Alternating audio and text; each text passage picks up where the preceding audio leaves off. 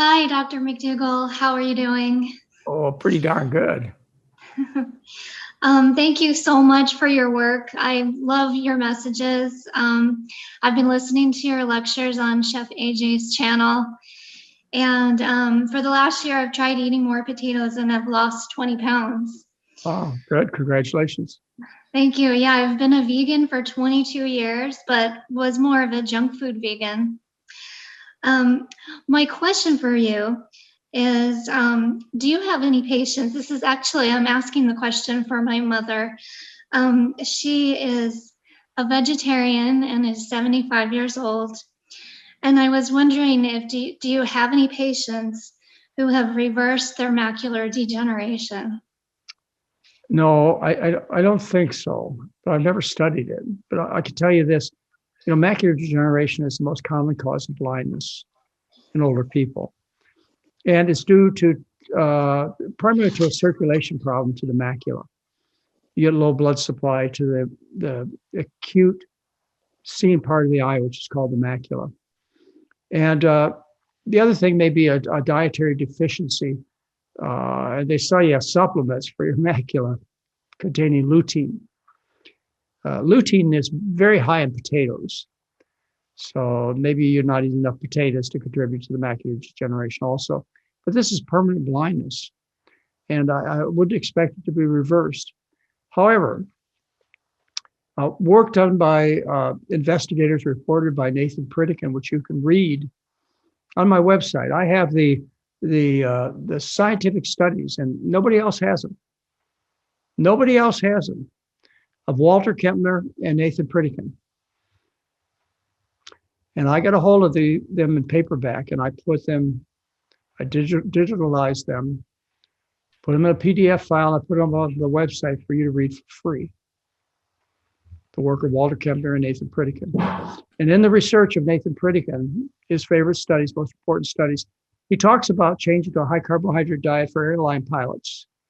And they got a 10% improvement in visual acuity, which is probably secondary to change in artery supply. And when you eat a high-fat American diet, you drop the oxygen content of your blood by 20% after a single meal.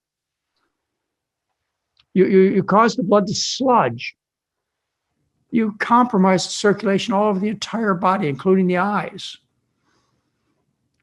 But if you eat a high carbohydrate diet, you don't do this. Your oxygen levels are normal. You're not causing the sludging of your circulation. So that's probably accounts for the 10% improvement in eye function, visual acuity. You can also show there are other end organs that are caused by atherosclerosis, end organ diseases. The eye would be an end organ disease, the macula in particular. There's also hearing loss, where the single artery that goes to the inner ear is blocked up and you get hearing loss, you get vertigo and tinnitus. Well, you can reverse sometimes, maybe half the cases, the hearing loss and the vertigo and the ringing in the ears.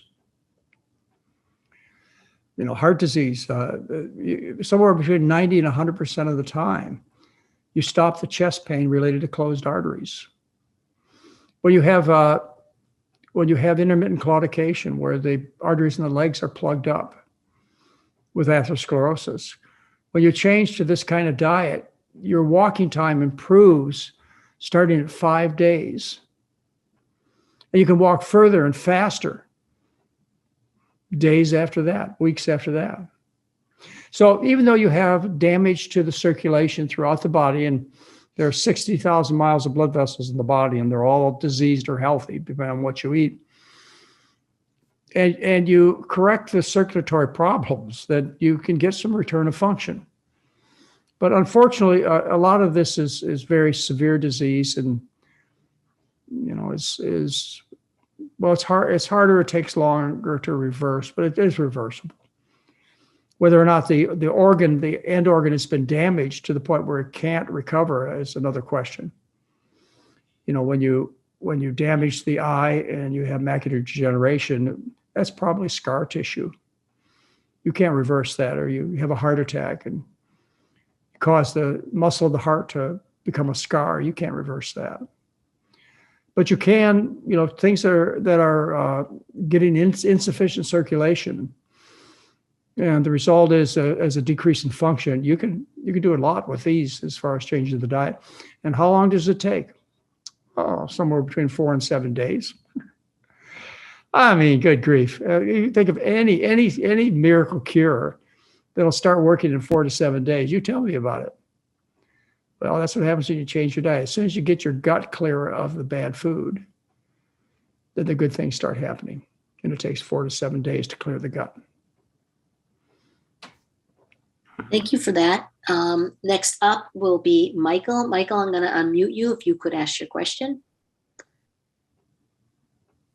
Yeah, yes, I joined late. Did you have anything to say about metformin? I did. I never prescribed metformin. And you can find the lecture on a couple of ways you can find the information. One is if you go to my website and you go under hot topics, and you look at, well, you won't find it there. You go to the question mark on my website, drmcdougall.com, and you put in diabetes. The article I wrote in the year 2017 discusses metformin and what it actually does or doesn't do. It doesn't cause weight gain, and that's why doctors push it. But it doesn't help the cardiovascular system, which is one reason doctors do push it. And they have no reason to do that. Anyway, I find it never necessary to prescribe metformin. And I always take my patients who come to the clinic off metformin if they see me. Thank you. Thank you for that. The other way you can find it is you can look at this lecture. I presented the data.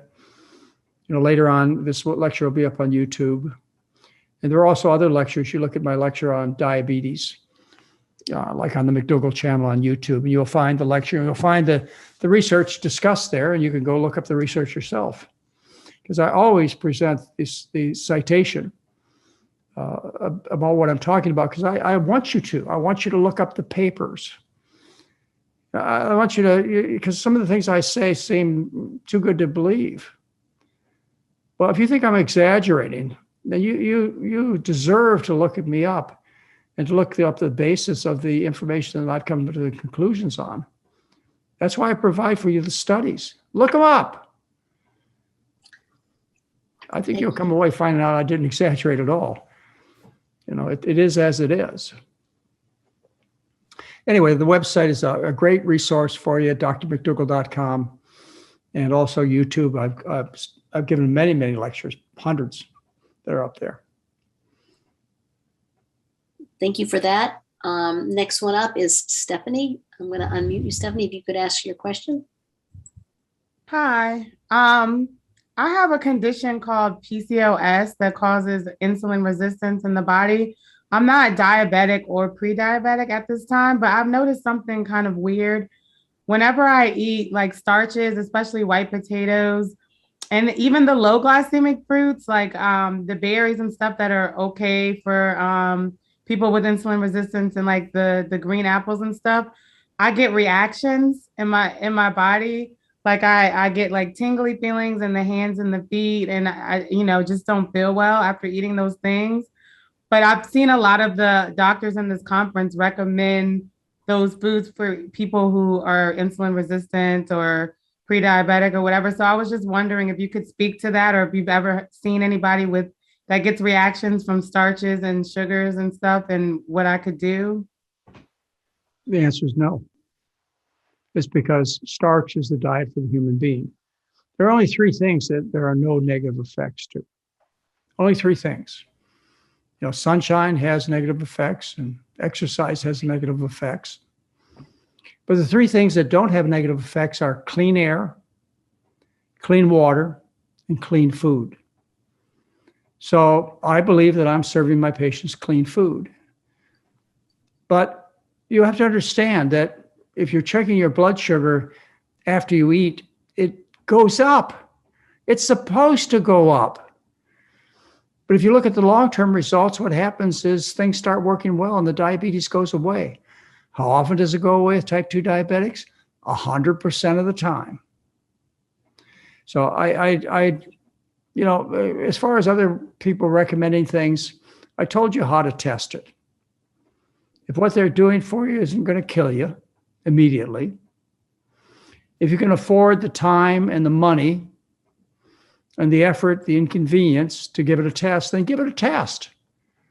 I'm sure there are a lot of very articulate, believable experts on this presentation. Put them to the test. If it didn't work within 4 months, then they failed you. You can put me to the test anytime. Thank you for that. Next, we have Phineas. Phineas, what was your question?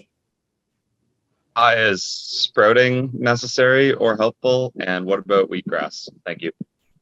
Well, I've heard a lot about Ann Wigmore and wheatgrass for my whole career, and I don't think it'll hurt you, but I've always find it hard to believe that it's part of the cure for cancer. As far as sprouting goes, we recommend people sprout beans, peas and lentils, because there are a couple of sugars in legumes that we can't digest, and it gives you a lot of gas. And the surefire way to get rid of the gas is to sprout beans, peas, and lentils, and then the sugars disappear in the process of sprouting. So you can handle the problem of having extra gas after you eat beans. But otherwise, I don't see that sprouting, I don't see that it improves the quality of your meals. I don't see that's necessary for anything special. No, I don't. So I don't think it does you any harm either to sprout things. And certainly sprouts are an enjoyable part of the starch-based meal plan. So we have sprouts in our house.